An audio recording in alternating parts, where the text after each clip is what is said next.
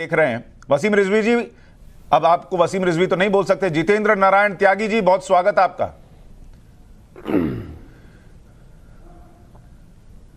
आपको जी शुक्रिया। आपको अपना नाम जितेंद्र नारायण त्यागी सुनने की आदत हो गई है, या कोई बुलाता है तो समझ में नहीं आता किसको बुला रहे हैं?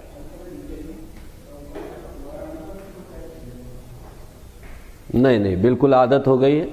और मैं एक मैच्योर इंसान हूँ, और जिस तरह से हालात बदल रहे थे और जिस तरह से, देखिए मैंने इस्लाम जो अभी आपकी मैं देख रहा था, ये जो मुल्ला परेशान है, मैंने इस्लाम छोड़ा कब है?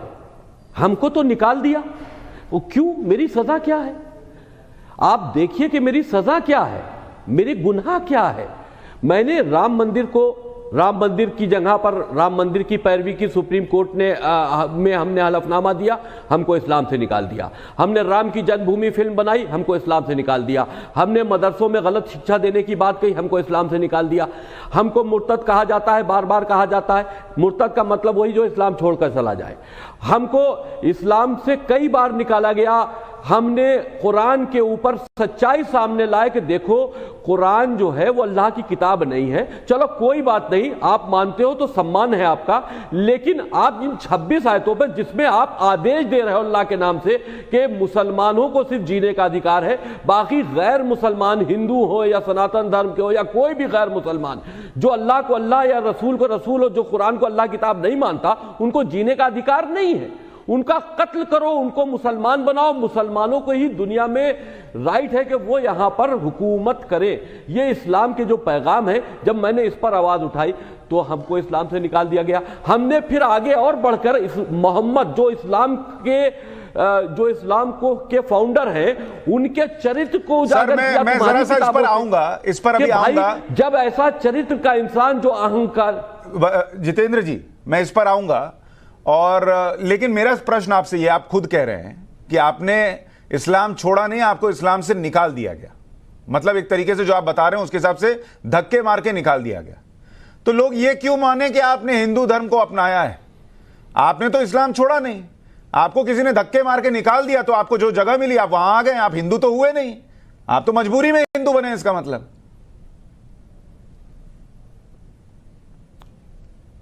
देखिए, क्या इस्लाम को आप धर्म समझते हैं? हम तो एक आतंकी गुट का पार्ट थे। उस गुट ने हमको बाहर कर दिया क्योंकि हमने उस आतंकी गुट की असलियत। अरे भाई, आतंकी गुट में आप थे ना, आपने तो नहीं छोड़ा ना आतंकी गुट। आप खुद कह रहे हैं आपने आतंकी गुट नहीं छोड़ा, आपको धक्के मारकर निकाला गया उस आतंकी गुट से। तो आप कैसे आतंकी नहीं थे? आप क्यों माने आप हिंदू हैं? जब धक्के मारकर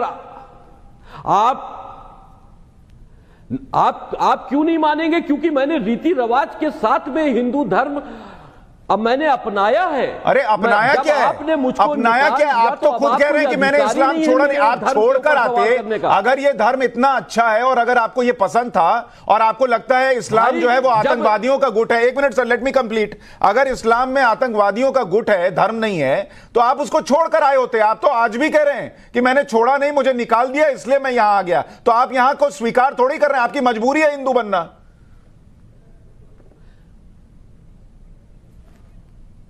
बिल्कुल गलत कह रहे हैं आप, मैंने स्वीकारा है।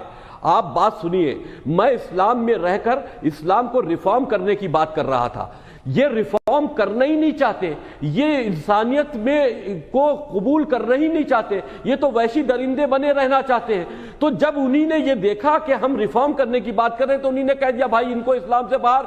जब तुमने हमको बाहर कर दिया तो मेरी फिक्र करने की जरूरत क्या है? मैं सनातन की लड़ाई आज से थोड़ी ना लड़ रहा हूं, राम मंदिर से मेरी लड़ाई शुरू हुई थी। आज मैंने अगर सनातन धर्म को कबूल कर लिया रीति रिवाज के साथ में, तो मैंने दिल से किया। ये कैसे माने जितेंद्र, वसीम रिजवी उर्फ जितेंद्र नारायण त्यागी जी, ये कैसे माने कि आपने हिंदू धर्म दिल से स्वीकार कर लिया? कल को आपको हिंदू धर्म में कुरीतियां दिखेंगी, आप कहेंगे मैं इसको छोड़कर अब क्रिश्चियनिटी अपना रहा हूं, यही सबसे अच्छा धर्म है। कैसे माने आपको हिंदू धर्म में आप रहेंगे यहां पर?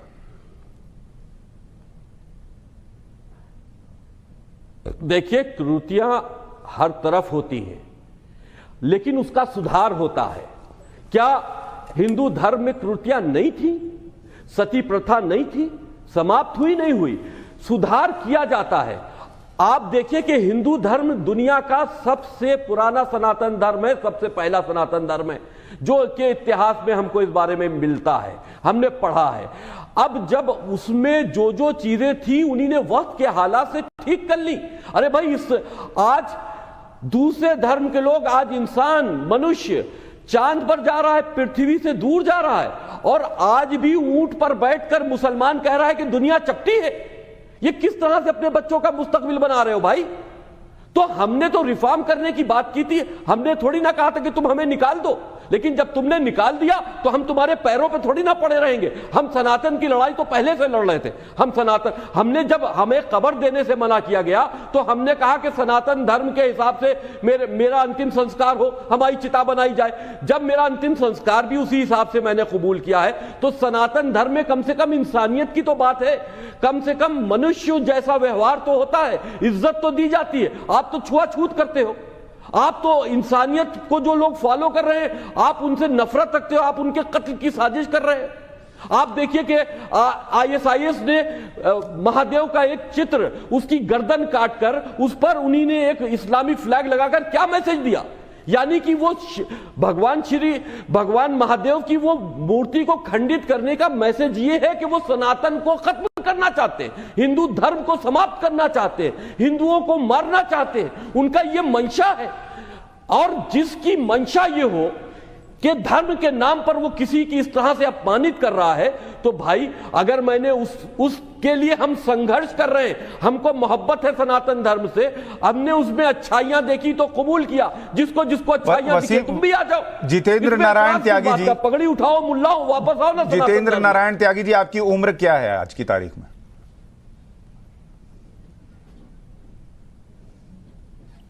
मेरी उम्र लगभग 50 के आसपास है। 50 साल है।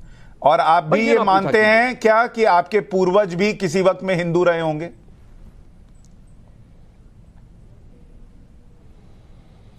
मैंने तो बहुत बार कहा है, आज से नहीं 4-5 साल से कहता चला आ रहा हूं कि भगवान श्री राम का जब इशू चला था तो हमने तो कहा था ये मोहम्मद के भी पूर्वज भगवान श्री राम है। पूर्वज का मतलब क्या है? बुजुर्ग, हमारे जो पहले आए वो हमारे सब बुजुर्ग हैं। ठीक है, तो पूर्वज तो भगवान श्री राम मोहम्मद के भी होंगे। हाँ। अरे दुनिया में जो भी पहले आया है वो बाद में आने वाले का पूर्वज ही तो हुआ। ठीक है, तो क्या आप ये सब जानते समझते, और हिंदू धर्म में इसमें कोई दो राय नहीं कि बहुत अच्छाइयां हैं, और मैं भी हिंदू हूं, मुझे इन अच्छाइयों पर गर्व है, लेकिन मैं बस ये समझना चाह रहा हूं कि आप दिल से हिंदू बने हैं या फिर आप जो है कोई और ऑप्शन नहीं था इसलिए आप हिंदू बन गए। इसलिए मैं ये पूछ रहा हूं कि अगर आपको हिंदू धर्म की इतनी अच्छाइयां दिखती थी तो आपने हिंदू धर्म पहले क्यों नहीं कबूला? शंका नहीं करनी चाहिए। देखिए, मैं एक संघर्ष कर रहा व्यक्ति हूं, मैं कई सालों से संघर्ष कर रहा हूं। मैं चाहता था कि मुसलमानों को रिफॉर्म किया जाए, मुसलमानों को ठीक किया जाए। मैंने बात पर बात निकालते हुए उनको समझाया, उनको आईना दिखाने की कोशिश की कि तुम इंसानियत के खिलाफ काम कर रहे हो।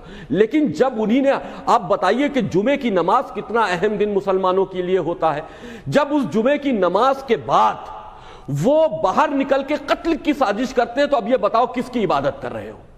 तुम जुमे की नमाज के बाद मेरे पुतले फूंकते हो, यति नरसिंहानंद जी के पुतले फूंकते हो, हर जुमे में मेरा इनाम बढ़ जाता है कत्ल का। भाई अभी जो आपने छोटे छोटे इनाम की घोषणा की, हैदराबाद में कांग्रेस का एक जो एक्स कैंडिडेट रहा है उसने तो 50 लाख 1 करोड़ रुपया इनाम घोषित किया हर जुमे को। अगले जुमे में और ये इनाम बढ़ जाएगा। तो आप डर के आ गए कि आपको यहाँ आएंगे, हिंदू धर्म में रहेंगे तो बचे रहेंगे, नहीं तो ये लोग तो मार देंगे। प्लानिंग करके डर, तो क्या वो बचे क्यों रहेंगे? भाई डर नहीं है, डर तो हम तब भी नहीं थे, आज भी नहीं है। और मैं खुल कर इस बात को लड़ना चाहता हूं। ISIS जैसी जो कट्टरपंथी संगठन है, मैं उनके विचारों से भी लड़ना चाहता हूं, वक्त पड़ी तो सामने भी लड़ सकता हूं। अफगानिस्तान भी मुझे भेज दो। ठीक है, तो थोड़ा सबूत दीजिए। अगर हिंदुत्व के जितेंद्र जी की आज सौगंध ली है, जितेंद्र जी आपने सौगंध ले ली और इस धर्म को इतना आप पसंद करते हैं, इसमें आने के पहले आपने कुछ होमवर्क किया? हनुमान चालीसा आती है आपको?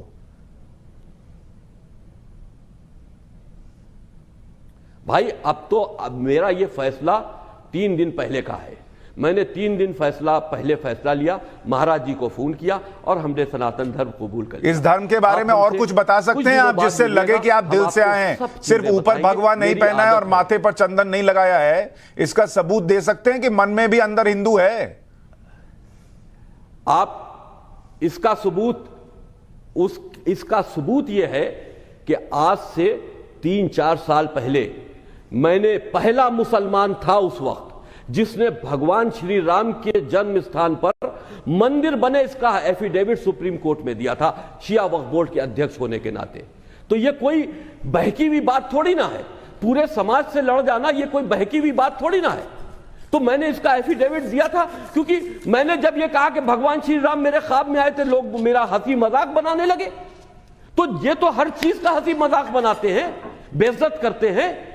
मैंने अगर के सनातन धर्म से अगर मुझे इतनी मोहब्बत और इतनी अगर वो ना होती, इंसानियत मैंने ना देखी होती, तो मैं भगवान श्री राम के मंदिर के लिए मैंने क्यों एफिडेविट दिया होता? मैं तो सुन्नी समाज के साथ में जैसे इससे पहले वो ठीक है, मैं बाकी मेहमानों के पास जाऊं उससे पहले एक प्रश्न का जवाब दीजिए आखिर में सर, आखिर में एक प्रश्न का जवाब दीजिए। हिंदू धर्म तो नहीं छोड़ देंगे?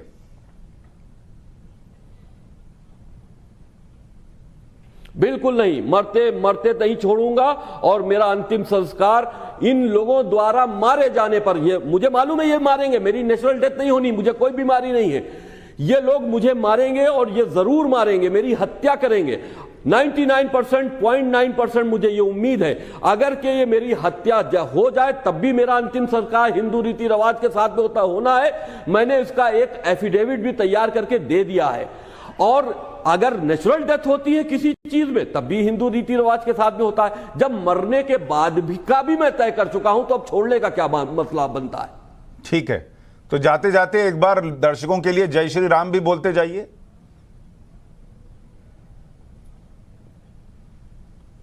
जय श्री राम, हर हर महादेव। हमको सनातन धर्म मैंने खुशी से कबूल किया है और आस्था रखते हुए कबूल किया है। जो इसमें जिनको ढोंग दिखाई दे रहा है वो हमारी बात को सिर्फ कमजोर करना चाह रहे हैं। ये वही लोग हैं कि जो इस बात पर तैयार नहीं हुए कि इस्लाम में रिफॉर्म होना चाहिए। नहीं, इस्लाम में रिफॉर्म होना नहीं चाहिए या होना चाहिए, इस पर अभी हम बहस करेंगे। लेकिन वसीम रिजवी जी, हो सकता है आपको मेरे कुछ प्रश्न चुभे हों, पर वो मेरी जिम्मेदारी थी कि मैं आपसे पूछूं, क्योंकि कुछ लोगों के मन में ये प्रश्न थे कि आप ईमानदारी से आए हैं, सिर्फ बचने के लिए आए हैं, डर से आए हैं, या इस धर्म को, हिंदू धर्म को समझते हैं, इसकी अच्छाइयों को समझते हैं इसलिए आए हैं। और उसको मैंने आपसे समझने के लिए प्रश्न पूछे, आपने बखूबी जवाब भी दिए। बहुत बहुत शुक्रिया हमारे साथ जुड़ने के लिए जितेंद्र नारायण त्यागी जी।